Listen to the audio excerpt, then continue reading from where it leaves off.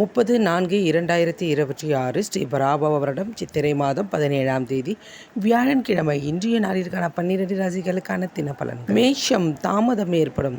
ரிஷபம் எதிர்ப்புகள் விலகும். மிதுனம் நன்மை உண்டாகும். கடகம் செலவுகள் அதிகரிக்கும் நாள். சிம்மம் லாபம் உண்டாகும்.